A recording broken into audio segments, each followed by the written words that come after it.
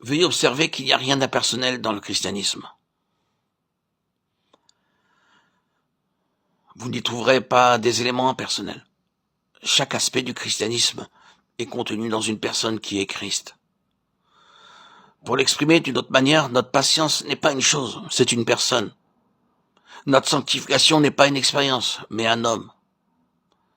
Notre justification n'est pas une chose, c'est quelqu'un. Notre justice n'est pas une façon d'être, elle est un être.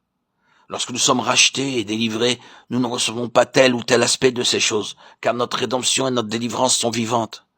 Notre patience, notre humilité, notre gentillesse ou notre amour ou toute autre vertu ne sont pas des choses, mais le Seigneur lui-même.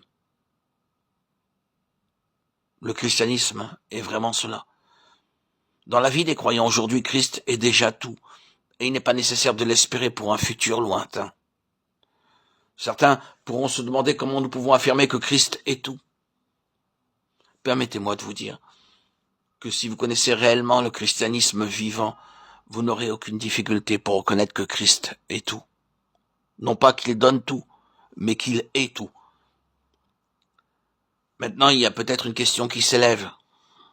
Pourquoi tant d'enfants de Dieu sont-ils dans la défaite?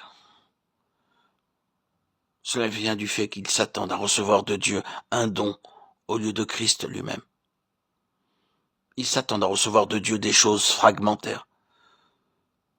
Mais ils n'ont pas reçu le Christ de Dieu. Ils possèdent des objets et des choses, mais pas une personne.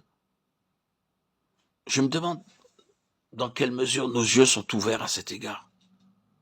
Je pense pouvoir affirmer catégoriquement que la solution à ce problème constitue la réponse à tous les autres problèmes.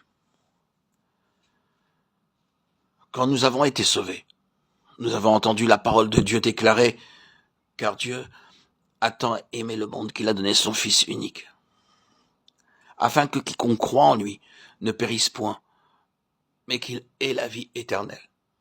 Jean 3,16. Nous avons ressenti dans notre cœur le besoin d'être sauvés. C'est pourquoi, en nous plaçant devant Dieu, nous aurions pu prier ainsi, Seigneur, tu m'as aimé, tu t'es donné toi-même pour moi. Veux-tu aussi me donner le salut? Tu es devenu mon sauveur. Me donnerais-tu aussi le salut? Nous serions bien insensés de réclamer le salut comme si le sauveur lui-même n'était pas suffisant. Et c'est pourtant ce que beaucoup font. Quel évangile prêchons-nous? Nous annonçons que Dieu nous a donné le sauveur. Mais lorsque nous nous repentons, nous disons dans la prière, « Oh Dieu, donne-moi le salut. » Permettez-moi de vous dire que Dieu n'a qu'un Fils. Et ce Fils est notre salut. En recevant le Sauveur, nous avons le salut. Pourquoi s'attendre à recevoir autre chose? Seul un insensé pourrait prier de cette manière. Puisque tu es devenu mon Sauveur, maintenant donne-moi aussi le salut.